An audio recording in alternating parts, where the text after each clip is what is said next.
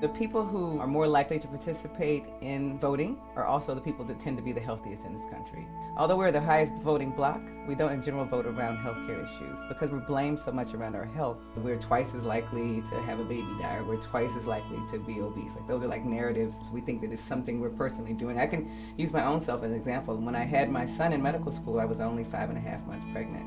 And although I was healthy and although I was married, I perceived it was something about my blackness, because that's what I've been trained to believe. That's what I had been told. That's what the media told me, that by the virtue of being black, you're more likely to have an infant born premature. So it's harder to then feel like I can vote away from that, because it's something that we're saying is something wrong with you as an individual, not the structures and the institutions and the policies that create inequities.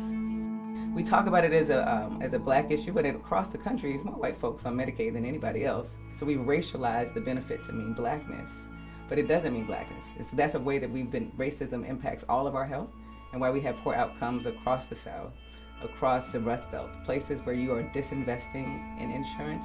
We should demand by our vote that healthcare is a right, it's a human right, and the United States should, just like we pay for education, that people should have access to healthcare, the minimum health insurance. We have a great example here in Louisiana with Medicaid expansion. A lot of black women showed up and voted for our current governor around healthcare. Like, healthcare was the voting issue that made people come out, and it was because we knew we needed Medicaid expansion. Now that we have had 2 years of Medicaid expansion, we see improved health outcomes. We have data to support people are actually going and getting checkups. It's a winning strategy. Policy has created these inequities, and so voting, you can overturn these policies.